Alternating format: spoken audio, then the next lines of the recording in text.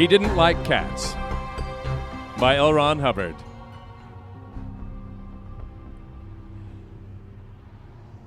A wise man could have told Jacob Findley that vindictiveness is usually synonymous with downfall, even vindictiveness in minute things. But Jacob Findley lived in Washington, D.C. Ordinarily, Jacob took from life all its faults without complaint, for as a civil servant of the United States, he was used to many things, and through practice, quite complacent in general. But perhaps bottling official insults within himself was not wholly possible, since common logic tells that a vessel can be filled just so full, after which it leaks or overflows. Jacob was not the type of man to overflow. Cup by cup, he was filled. Somewhere along the route from desk to desk in his department, he had to have a means of release. People in official positions quite often pass down in kind what is received from above, and Jacob, as a file clerk, was down so low that it was almost difficult for him to find a means of spilling. So, he didn't like cats. A more defeated and resigned man would have been difficult to find, for he was a veritable sponge for abuse.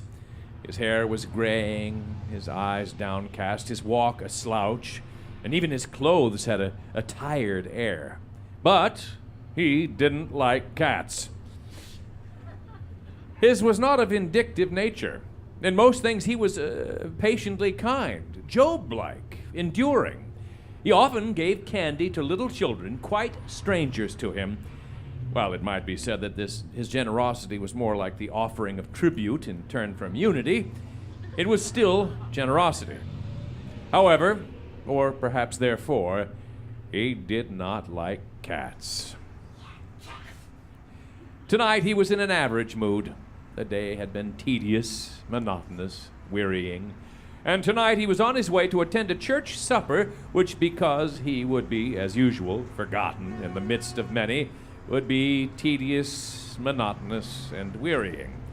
Clad in a shiny tuxedo, topped by a rusty derby, swinging his cane in a half-hearted imitation of his office chief at the State Department, he walked patiently up 16th Street toward the Lutheran Church, pausing obediently at all the lights, absence of cars notwithstanding on the lettered streets.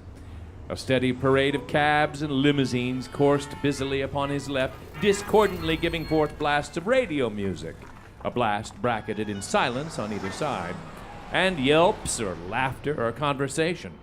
He had just crossed N Street when he met the cat. It was not a polite meeting, nor a sociable contact, for the cat arrogantly ignored Jacob Findley and issued from an apartment house shrub to lay its course right across the path of the man. As cats went, he was at best a second-rate feline in looks, but in the cat world, he must have been singularly respected, if his tattered and scarred condition was any indication of victories hardly won. He was a huge cat, a dirty cat, and a very proud cat. He was missing half his right ear, several of his left whiskers, a third of his right forefoot, and about a 16th of his tail, to say nothing of patches where fur had been. His air was gladiatorial, for he strutted rather than walked, and there was a vain heft to his brows, which bespoke his disdain for cats less proficient in the arts of plying claw and tooth, and for all humans, without any exception. Here was a cat that was tough and proud of it, but which had commingled with that toughness a wary glance for possible enemies, and a lewd leer in the event he passed any ladies. Jacob was so overlaid with layers of servility that only a sharp start could have brought him leaping out of himself the way he leaped. The cat startled him, for he supposed in the brief glimpse that he had of the cat that he was about to trip over some treacherous object. Then he saw that it was a cat. He realized that he had been startled by a cat, and as the reader might have gathered, he did not like cats. cried Jacob Findley. The feline pursued his swashbuckling way, his strut a bit more pronounced. This effrontery yanked Jacob Findley even further out of himself, far enough for him to act wholly on impulse. He aimed a kick at the cat. It was not a ferocious kick, it was not even intended to land, but Findley had been led this far to his doom, and any momentum yet wanting fate seemed to supply. The cat received a sharp black toe in his side. He swooped upward with it, draped over it. He received the motion thus imparted to him and described an arch streetward. The cat sought to twist in the air and fall short, but doom was now upon the march. The noisy, swift traffic coursed along 16th Street. The cat lit in the road, and having lit, tried to scramble back to the curb.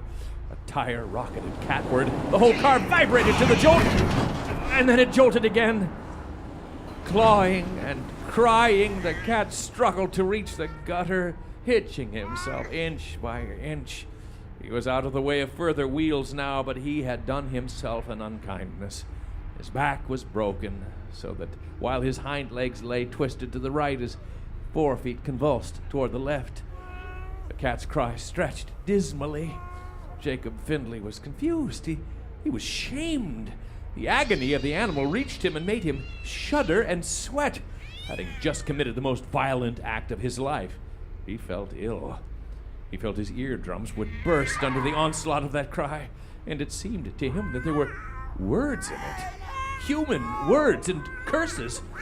Gradually the wail changed and faded, and then it was as if the cat had truly found in his death throes a human voice. But there were no words, only agony. Jacob Findley heard the rattling last of it, and he trembled. And then, savage that he should be made to feel so, he stalked angrily upon his way, angrily stating to himself that for all that, he still didn't like cats. Good riddance, said Jacob Findley. Well, that heartened him. A cat was a cat, and that one had been a filthy and useless cat. He got braver. He turned and looked back toward the shadow in the gutter and raised his voice. Good riddance, jeered Jacob Findley.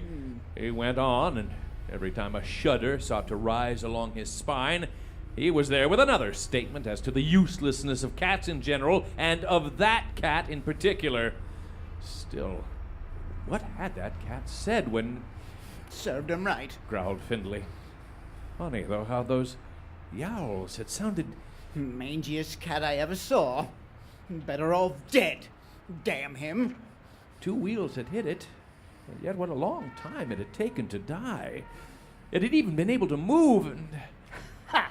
Ha! said Jacob Findley with false merriment. I guess I used up all his 9 lives in a batch. Damn him! Had he been in error when he had supposed the cat to stare at him, glare at him even in its death? Try and run over me, would he? Well, I guess I finished him. Yes, sir, I guess I finished him. All right, all right. Deadest cat I ever saw. Damn him! Odd how there had been words in that agonized scream. Made enough noise for 15 cats. Maybe he had to die 9 times and so made 9 times as much noise, huh? Cats like that bother me? Not on your life. Kick dozens of them on the trucks, dozens of them. Make recordings to their voices and listen to them of an evening, yeah. Damn mangy, good-for-nothing cat! What had that cat said when it was dying? Why, Jacob Findley! Whatever are you muttering about? Jacob nearly leaped from his cracked shoes, shying away from the voice. With foolish relief, he saw that it was Bessie Green who spoke, and that he had come into the church hall without realizing it. In fact, he had even checked his hat and cane and stood now at the entrance to the lower room, which was being used for the supper dance. However, he had gotten this far without knowing it. His confusion was nearly eliminated by the realization that Bessie Green was smiling at him and chattering on in a merry fashion. This was an oddity indeed, for while she had never snubbed him, she had never paid any attention to him either. She was a secretary to an official in the Interior Department, employed more because of efficiency than beauty. She was climbing up toward retirement age, and her forthcoming pension had been a target for much amorous attention. She had a fault of wearing too much makeup, poorly applied, and had a head of somewhat scarce hair. Jacob's astonishment at her attention was born from the knowledge that she had been receiving for a long time the attention of one Mr. Krantz, a guard at the Department of Commerce. And I think that it is wicked, terribly, terribly wicked. There are so few men in Washington as it is, and then this silly draft sweeps away those who are here. But Joe said that it is his duty and was with his country, and so he left. Oh, a dear, dear boy, Jacob. But I don't think that I shall ever forgive him. The country must be served, Said Jacob, having overheard that this day. Ah, yes, the country must be served. And here we poor lonely women must also stand back with bowed heads and submit. Ah, yes. If it weren't for my cats, I should be terribly, terribly lonely. Cats? Ah, yes. The poor dear things. Isn't it strange? How you just can't keep from loving them? You do love cats, don't you, Jacob? Jacob blinked rapidly. He kept his wits, however, for attention from Bessie Green was to be valued, and her pension was not uninvolved as a factor in her charm. Cats. Oh, yes, cats. Certainly, I'm fond of cats. Shall we dance, Miss Green?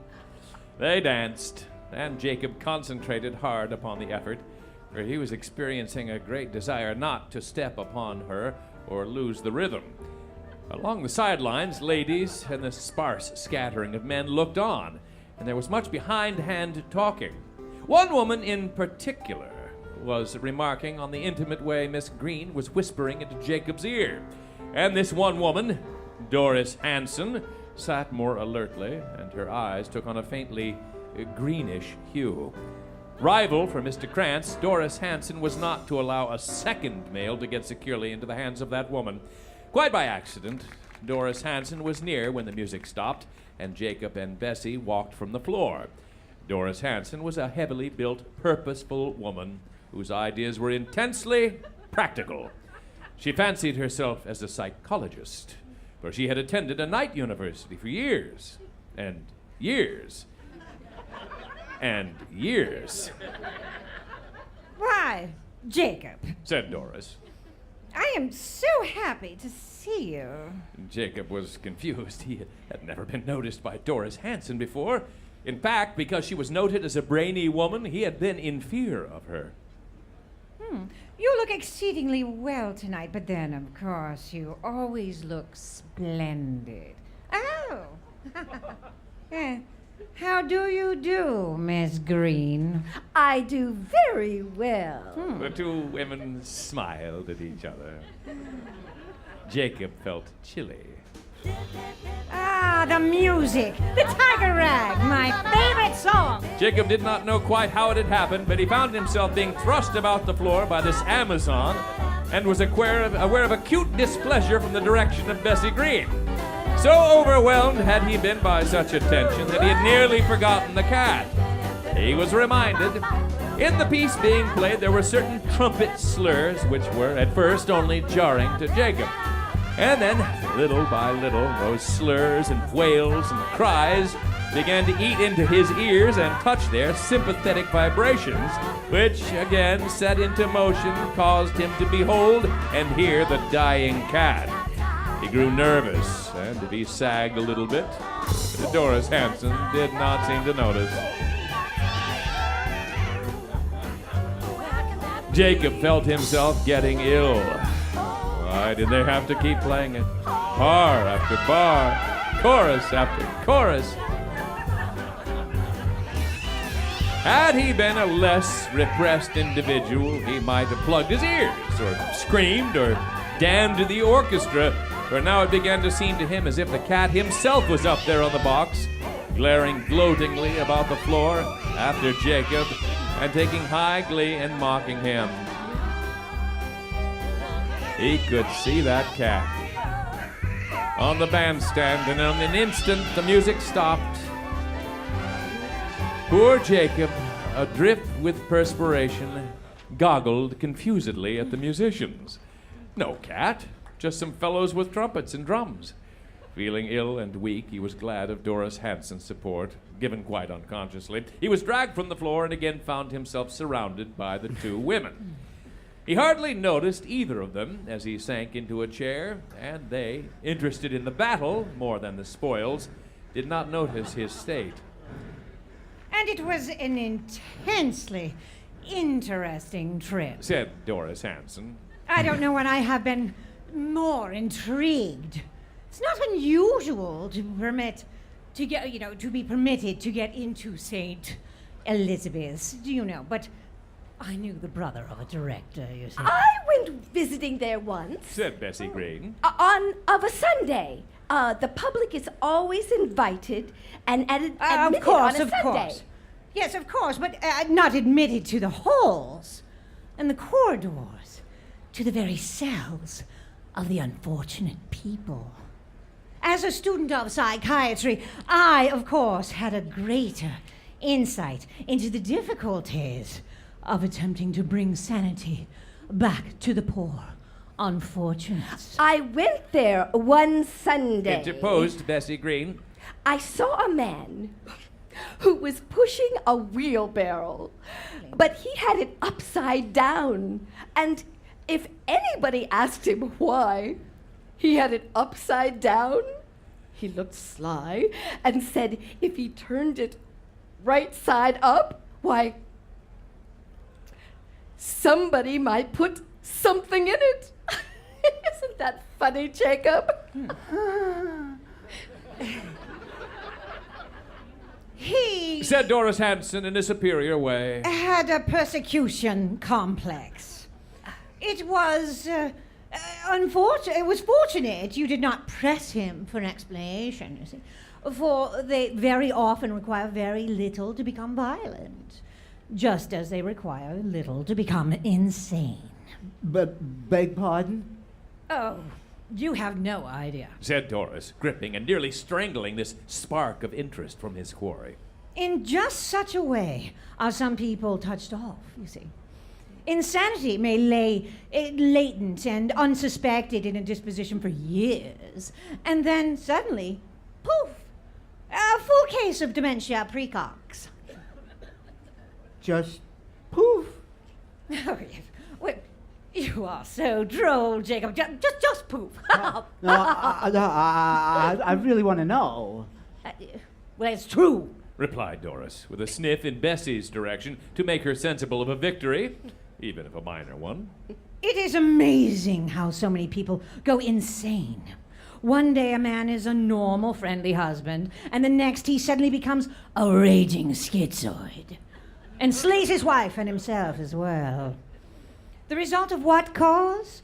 Why, perhaps he chanced to find some schoolgirl treasure of another beau who had been his greatest rival and is stunned to discover that she secretly retains this. But usually the matter is not so simple, you know. Next to nothing may happen, jarring awake some sleeping monstrosity in a man's complex mental machinery, and turning him from a sane person to a mentally sick individual. It is wholly impossible to say when a man is sane, for scarce one of us is normal. You mean it might happen to any of us? Of course. Oh, what 1 minute? You are seated here, behaving normally, and then some tiny thing, a certain voice, a certain combination of thoughts may throw out the balance wheel of our intellects, and we become potential inmates for asylums the rest of our lives. No, not one of us knows when the world will cease to be a normal, ordinary place. You know. No one ever knows when he goes insane. He supposes it's the world altering, not himself. Rooms become peopled with strange shapes and beings. Sounds distort themselves into awful cries, and poof! We are judged insane. Poof! said Jacob, feeling weak and ill. Bessie smiled acidly sweet upon Doris. Of course, that is the tenet of modern science. But there are yet other explanations, you know. She gave Jacob a comforting look. Other? I'm not aware of mumbo jumbo. Not mumbo jumbo. Bessie interrupted her. I happen to be a very advanced student of spiritualism, and it is quite likely that insane people see and hear beings and actualities which are more than twisted ideas of deranged intellects. If one cares to extend his study beyond merely daily conceptions, he can swiftly realize the immense probability and possibility of such. Belief in evil spirits is too persistent in the history of man to be easily discounted, and it is my belief that our insane asylums house many who are, to be blunt, too psychic. Too psychic? Why, yes. They see and perceive things which are beyond the sight and perception of ordinary crass intellect, and so are judged, or rather misjudged, by their fellow humans. Ghosts, angry spirits, avenging demons. It is wholly probable that these things exist in truth. Exist? Wholly possible. Under this onslaught, calculated to attack and discredit her by doing that to her beliefs, Doris remained wholly aloof, as though such things were completely ridiculous and beneath any natural consideration. Then things can haunt people? Naturally. And I have no doubt at all that many is the murderer who has been driven to the grave by the avenging spirit of his victim.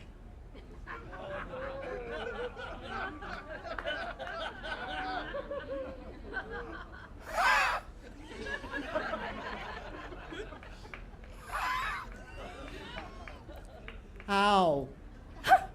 You have heard of men turning themselves into the police and confessing crimes which were not otherwise to be solved? You have heard of murderers eventually seeing the faces of their victims in everything about them? Very well. It is not just as is it not just as possible that the murdered being appeared to him, or at least caused events and impressions to surround the criminal until the criminal considered himself better off dead? Rubbish. I beg pardon? I said rubbish. The words of our most learned doctors. Put everything you say back into the Dark Ages. And the wisest of them all has no knowledge or experience of philosophy? Well, that is not philosophy.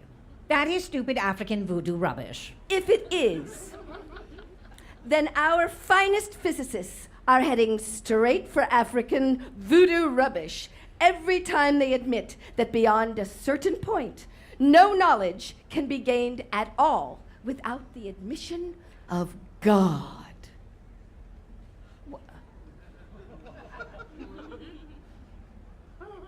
What has God to do with this? God has everything to do with it, since He is the regulating factor of the universe. And if He chooses to drive men mad with the appearance of evil beings and avenging spirits, then dare you deny His ability to do so? Doris opened her mouth to speak, and then saw the cunningness of this trap. Almost she had allowed herself to give forth blasphemy. Her wit was not agile enough to encompass a countermeasure, and she did not dare sniff, lest that too be accounted as blasphemy.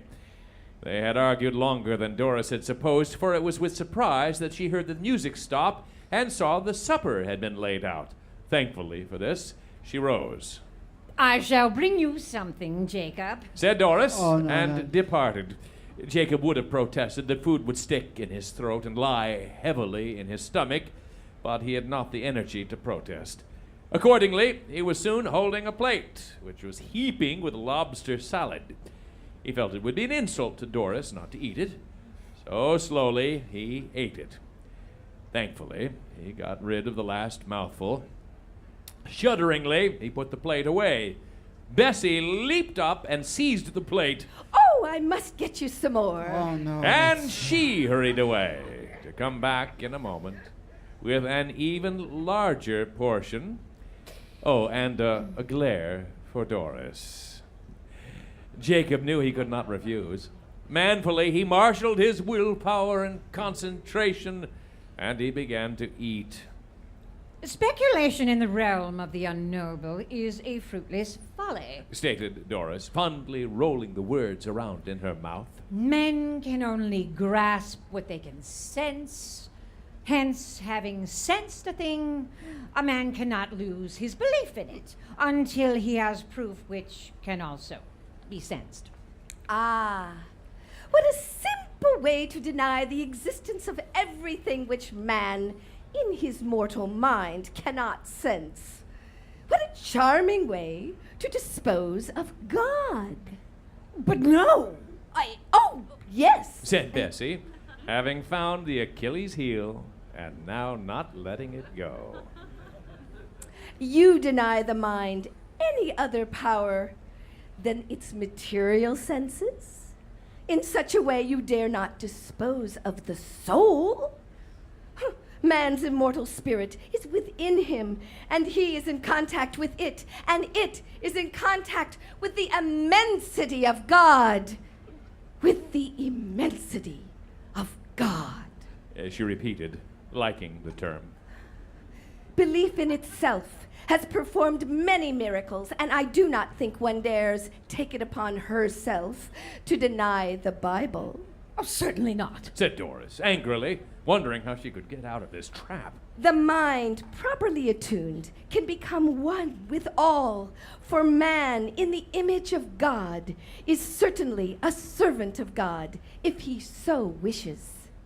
Well, naturally, but And as God can create, so can man create.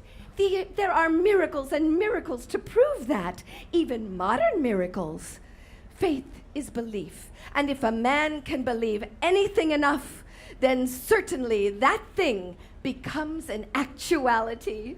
but Limped Doris. The mind of man, becoming attuned to the all, is of course endowed with some of the power of God. For example, if a man desires a thing enough, then that thing is his. In a sense, he has created that thing, and his desire for it has altered or shaped it to his liking. A man can create out of his own belief, just as God can create. For man is one with the universe, and the universe is God.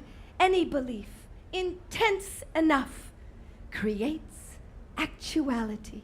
She smiled sweetly upon Jacob, who had now manfully managed the second plate. Oh, would you have some dessert? Jacob was too dazed to protest, physically and mentally slugged into resistlessness.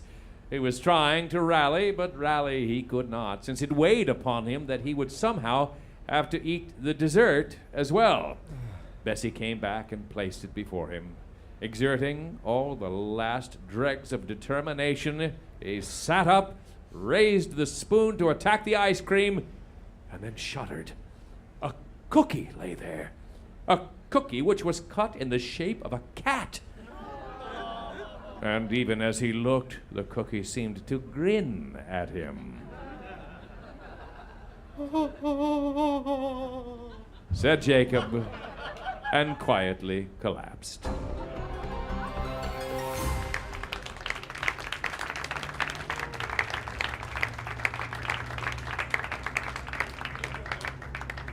They escorted him home in a cab, both of them apparently concerned about his condition, but nevertheless finding much time to glare at each other over his back. Under other circumstances, Jacob might have been flattered into near expansiveness, but now he was brought to such depths of misery, both physical and mental, that he scarcely heeded their solicitousness. Of course, neither of them had said a thing about a cat, and he certainly could not tell them. But now Bessie, to soothe him, began to rub in the salt. You will simply have to come and see my cat sometime. She was saying, as the cab rolled to a halt before Jacob's front door. They are so sweet and cute. Cats are nearly human. Don't you think, Jacob?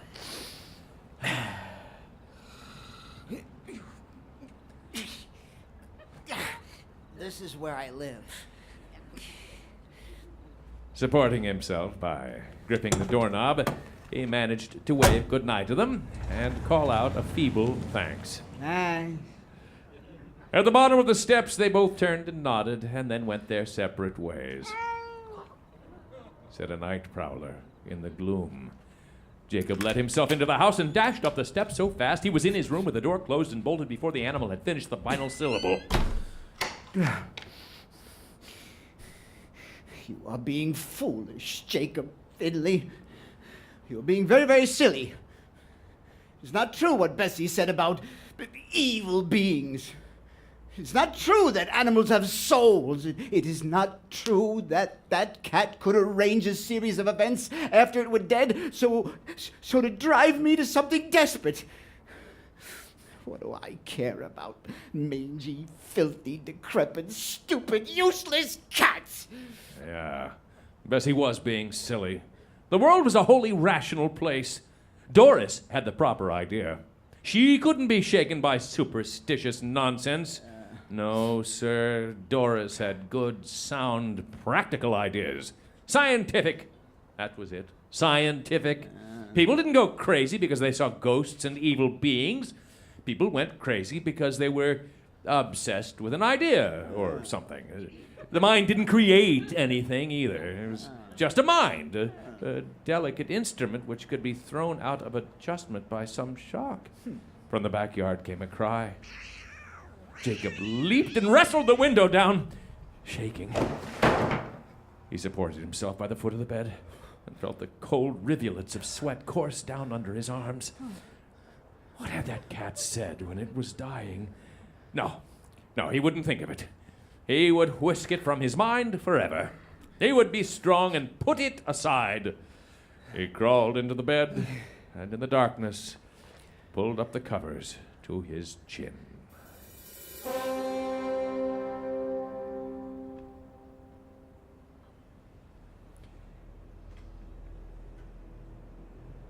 The next thing he knew, he was aware of a weight upon his chest, which was warm and uncomfortable. He struggled up through layers and layers of enfolding slumber to shove restively at the thing. His hands contacted fur. His eyes snapped open. There was a cat sitting upon his chest, looking at him and purring gently. He was a huge cat.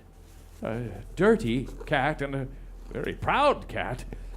He was missing half his right ear, several of his left whiskers, a third of his right forefoot, and about a 16th of his tail, to say nothing of the patches where fur had been. Scat!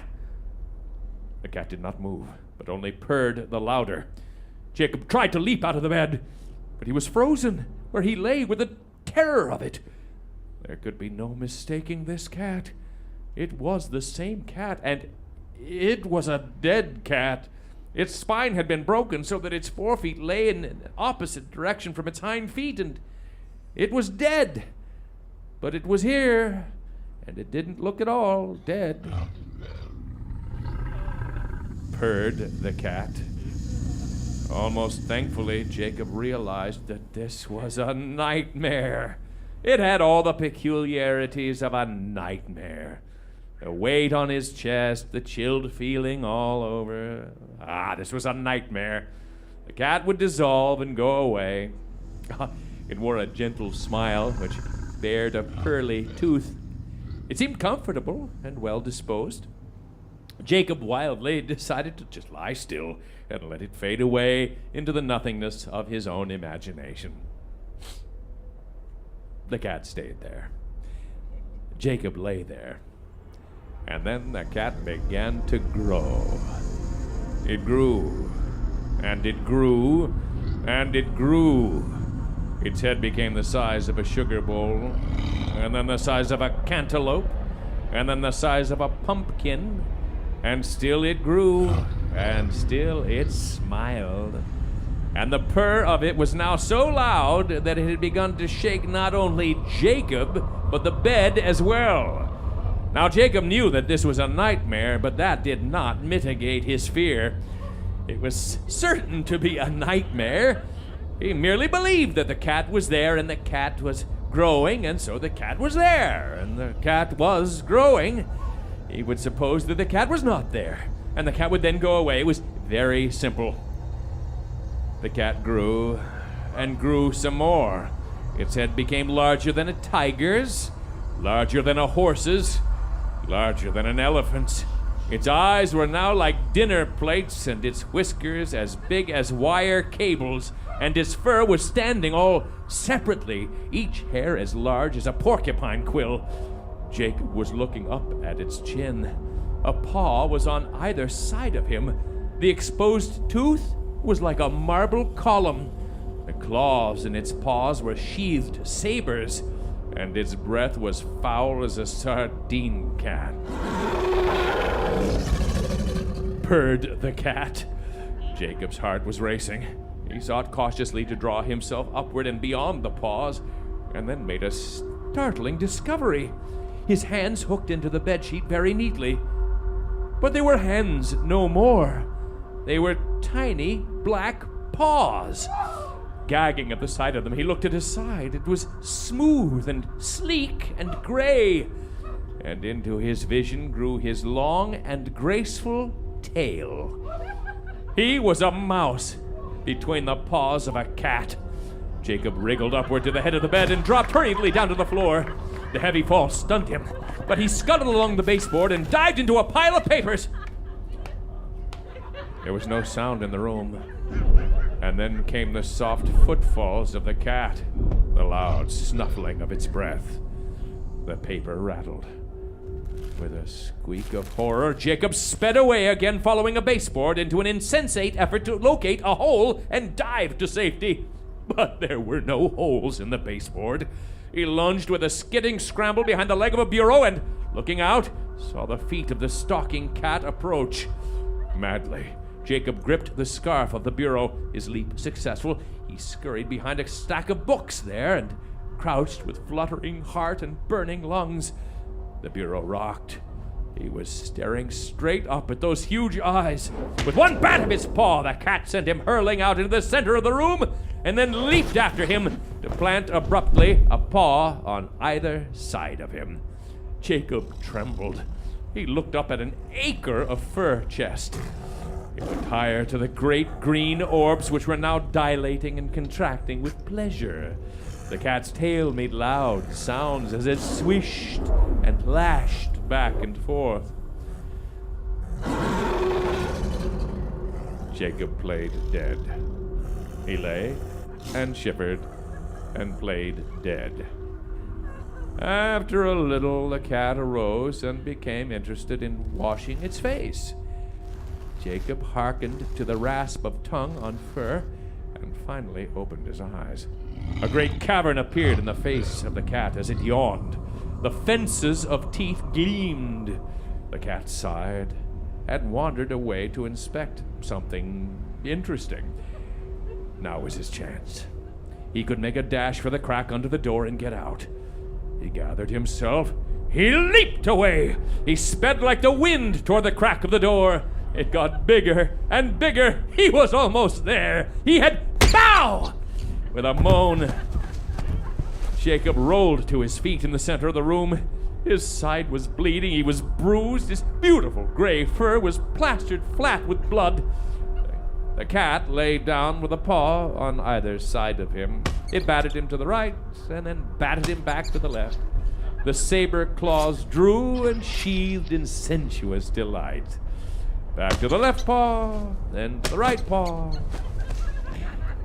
Dazed and aching, Jacob fainted. After a while, he came around. He looked for the cat and could find no trace of it. Jacob was lying there, battered and bloody in the center of the room, and the cat was gone. He opened the other die. He studied the chairs. He viewed even the window ledge. Why, the cat had vanished. Jacob gathered his long black tail about himself and crouched there, studying the exits. That crack under the door still looked good, but he was so broken up inside that he couldn't make much speed. He leaped up and raced for it. Freedom. Liberty. He was almost there. It grew bigger and bigger. His nose could feel the rush of cold air. Bow! The cat had leaped down from the bed to knock him tumbling, and now the cat gathered him up in his sharp teeth and carried him back to the center of the room. Right paw to the left paw. Let him run a few inches, snatch him back. If he lay still for a moment, he was stirred into agonized life by the teeth. But if he ran, he was knocked back by the paws. Gasping, a mass of pain, slit and slashed and broken, dripping with the thick glue of the cat's saliva, Jacob knew he was nearly done. He looked across the cobbly expanse of the carpet. He looked about the immensity of his room. Heartbroken, too weary now to move, he knew his end was near. The cat growled, angry that so little life was left in him. A mighty set of claws scraped him and took the skin from his left side. Teeth worried him, and then once again the cat apparently decided that he was dead. The cat got up and strolled away. It became interested in boxing the tassel which hung from the bridge lamp. It knocked a matchbook across the room and scurried after it. Jacob hitched himself toward the crack under the door. If only he could get there. If only his broken legs would support him long enough. If only the cat would completely forget him for the seconds necessary for him to bridge this distance. He halved the width. He quartered it. In agony, which sent waves of nausea over him, he made his broken legs support him, though now the right one showed its shattered bone. Feet to go, and then less distance, and less. The cold air there began to revive him. He was going to make it, for the cat was too far away. He was going to make it. He was going to make it. Bow! The cat knocked him back into the center of the room. Heart and body broken, Jacob lay still. The claws raked him, the teeth punctured him. He lay still. With a bored sigh, the cat opened its mouth and took in his head. There was a crunch. There was another crunch.